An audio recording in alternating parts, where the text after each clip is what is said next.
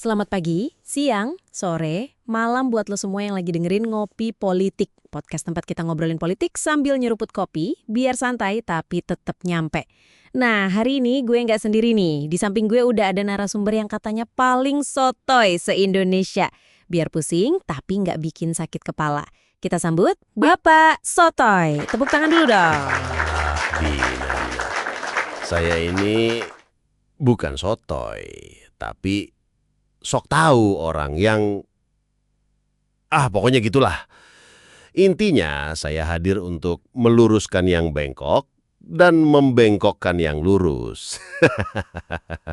Aduh, baru mulai udah bikin pusing. Tapi nggak apa-apa, Pak. Justru itu yang kita cari. Hari ini kita bakal ngobrolin topik yang lagi panas-panasnya, yaitu kondisi politik dan keadaan sosial di Indonesia saat ini. Gimana nih, Pak? Menurut Bapak kalau kita lihat situasi sekarang? Begini Dina, kalau menurut saya kondisi politik kita ini seperti drama Korea. Awalnya romantis, banyak janji manis, tengah-tengahnya mulai ada konflik, intrik, perebutan kekuasaan.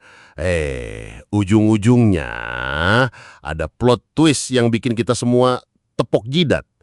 Tapi yang namanya politik, ya begitulah. Ada yang playing victim, ada yang jadi hero, ada yang jadi villain. Plot twist-nya sering nggak ketebak ya, Pak? Apalagi kalau udah masuk musim pemilu. Banyak manuver-manuver politik yang bikin kita mikir, kok bisa ya? Nah, soal manuver ini, akhir-akhir ini kan banyak koalisi yang bubar, terus ada koalisi baru lagi. Gimana Bapak melihat fenomena kawin cerai politik ini? Kawin cerai itu istilah yang pas banget.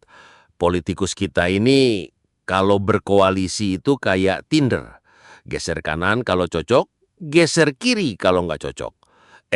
Tapi kalau udah geser kanan, belum tentu langgeng. Mungkin karena beda visi misi. Atau lebih sering karena beda visi kursi. Kalau kursinya nggak dapet, ya sudah, bubar. Padahal dulu pas pacaran di media, mesranya minta ampun. Begitu putus, langsung buka aib. Lucu kan? Visi kursi, Pak. Itu istilah baru yang patut kita catat. Nah, efek dari manuver politik yang dinamis ini kan masyarakat jadi bingung, Pak. Kadang pendukungnya ikut-ikutan berantem. Gimana menurut Bapak cara kita sebagai masyarakat menyikapinya? Paling gampang, jadilah penonton yang cerdas. Jangan gampang baperan.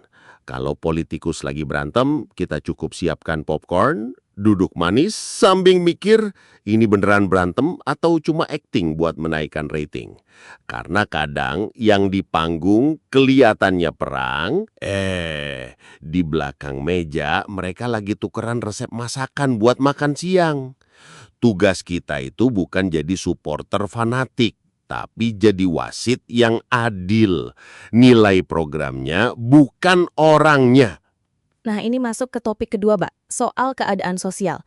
Banyak yang bilang polarisasi di masyarakat kita ini masih terasa banget, terutama di media sosial. Bapak punya insight nggak soal ini? Polarisasi itu memang masalah serius. Ibaratnya kita punya dua kubu yang saling lempar sendal. Kubu A bilang, pemerintah kerja bagus. Kubu B bilang, itu pencitraan. Padahal, kalau kita lihat dari kacamata netral, pemerintah itu kadang benar, kadang salah.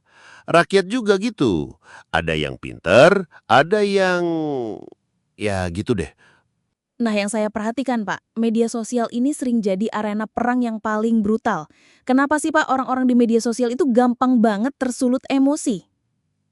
Begini Dina, media sosial itu kan kayak cermin yang diperbesar.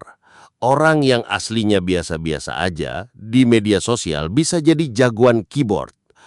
Karena nggak ketemu langsung, jadi bebas ngomel. Terus algoritma media sosial itu bikin kita cuma dikasih informasi yang kita suka aja. Jadi kita merasa kita yang paling benar dan yang lain itu salah semua. Akhirnya kita jadi kayak katak dalam tempurung yang tempurungnya dikasih filter Instagram. Wah, analoginya dalam banget, Pak. Katak dalam tempurung dengan filter Instagram. Nah, lalu apa yang bisa kita lakukan biar nggak terjebak dalam echo chamber itu? Simple. Jangan cuma baca judul, baca isinya. Jangan cuma baca dari satu sumber, baca dari banyak sumber. Terus Sesekali coba follow akun yang nggak sependapat sama kita, biar otak kita nggak kaget kalau ketemu pandangan lain. Dan yang paling penting, berani bilang, saya nggak tahu. Karena orang yang sok tahu itu biasanya bikin gaduh. Tapi orang yang tahu diri itu bikin damai.